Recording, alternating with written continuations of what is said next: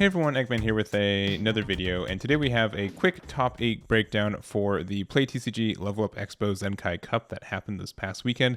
It was 21 players with this top 8 breakdown that we see here today, and I know this wasn't one of the largest events. I also know it's pretty much the end of the BT19 format, but we do have the Worlds event starting next week, and that will be in the BT19 format as well. So I did just want to kind of go over these decks, go real quick about it, and just kind of my thoughts going into this Worlds event we have here. So we have this top 8. We do have 4 Crimsons, 1 of the Super Saiyan 4 Goku Vegetas, 1 Aandroidd 16, 1 of the Kidku Ape Reboot, and as well as a Super Saiyan 2 Son Gohan push to the brink. So I also don't have all the list. I kind of part of the reason this was a bit of a delayed video from the event, but these are all that I have right now. I'll try to get the last 2 when I can, but we're just gonna jump on into it with first place Bryan Samuels, Super Saiyan God, Super Saiyan Son Goku Crimson Warrior, and this is not a leader you guys should be surprised about getting first. It's been getting first for like 4 months at this point. It's been essentially since North American Nationals, so probably like 3 months, but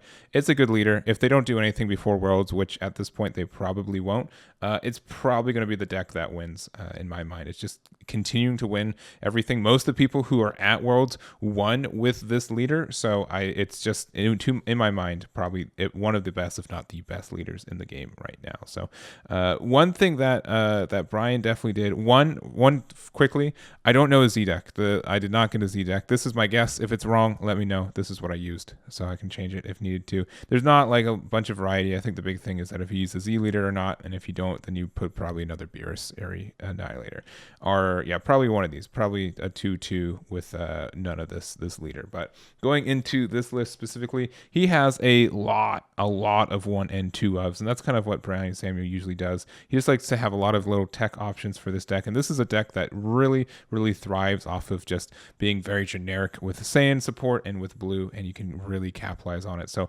honestly, if you guys want just an idea of what are viable cards for this leader, this list pretty much showcases every viable card more or less, like at least the mainstream ones. So some of the, I'd say, like rarer ones for a deck like this, Saiyan Instincts, I don't think every one of them is running it, so one of their the Hirudegarn, a Cursed Destroyer, I think has been seeing some play off and on, but it is kind of nice, especially for the fact that it you can ramp with it, which is nice. Only 1 power reclaim, which is a little low.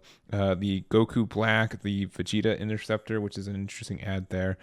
And they just kind of all these like Koitsukai, Hidden Power, E Supreme Kai, Turning the Tide, like just a lot of 1/0s.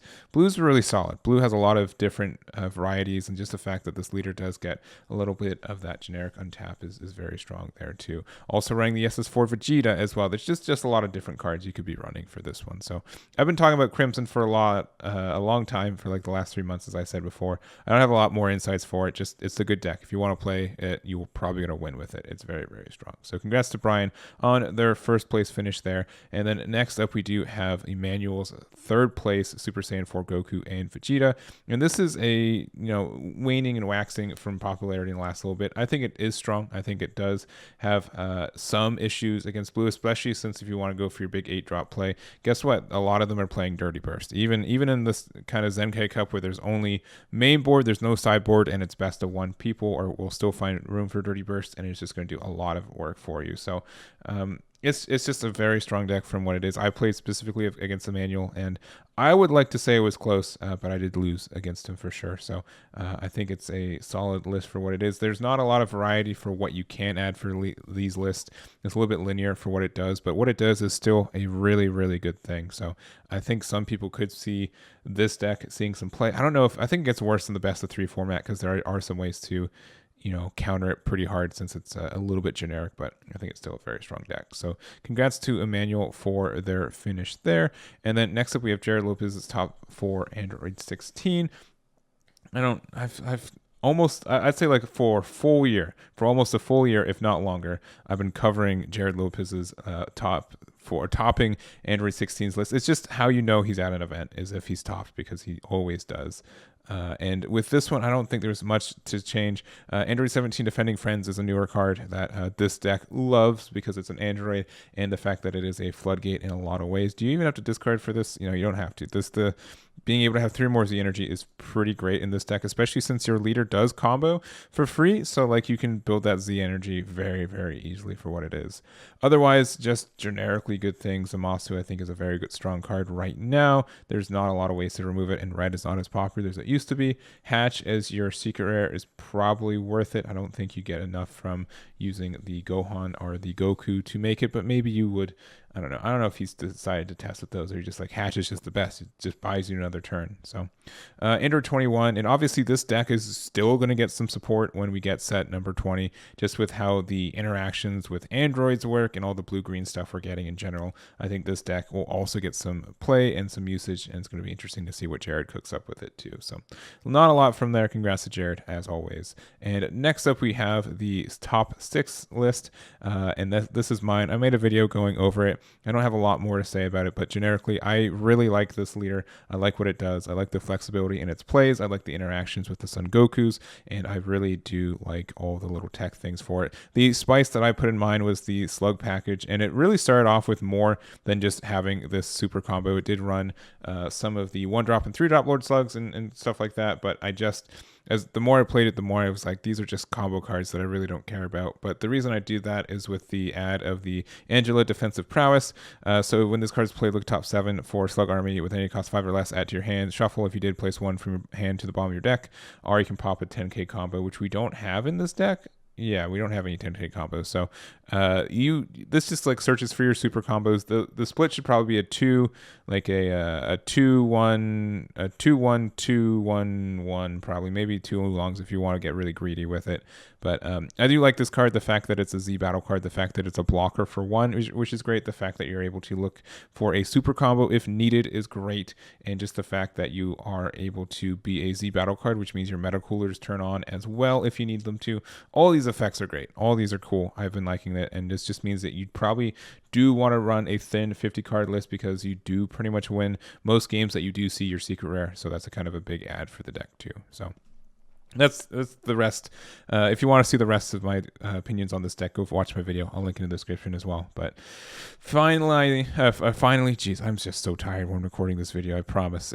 I'm trying my best here. But we do have Victor's 7th place Super Saiyan 2 Gohan, and this is a bit of a mysterious deck to me in the sense that I don't know all of the interactions. I do know the baseline for it. It's just a leader that is blue that untaps energy. So if you know that type of leader is good, then we know it's good. So kind of the gimmick for it is that when this card attacks, you may add 1 mono blue card for the energy to your hand. If you do, choose 1 mono blue battle card in your hand, place it in your energy. So being able to get that recycle is kind of nice. And then when a blue skillless battle card is played from your energy, flip this card over. If you do, draw 2, and then you get to 6. And then also same thing when this attacks, you may add 1 mono blue energy to your hand if you do. So it's just like a recycle, but you put the energy back untap, so that's kind of nice. And then also activate battle once per turn.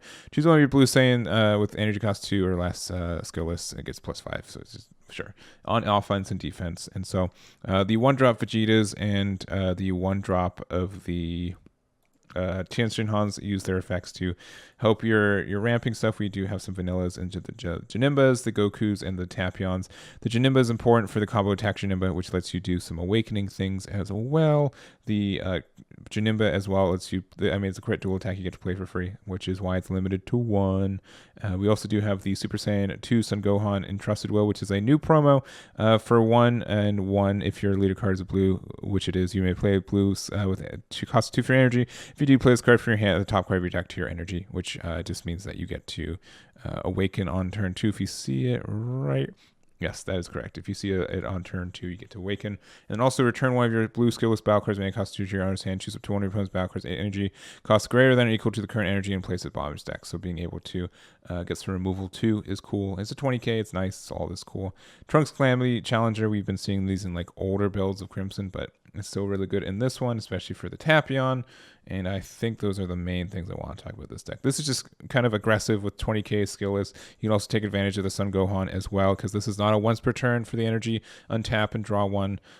So that is the kind of idea with this one. So I don't have a lot more to say about this deck. I'd like to see it played against me because I have not seen it in action, but it does look a lot of cool, and there's a lot of cool synergies. So congrats to Victor on their finish there, and that is going to be the video for us today. So thank you guys so much for watching. I know this is kind of just a more low to the ground event, but I hope you guys enjoyed the video as well. So that's going to be it, and thank you guys. Damn it.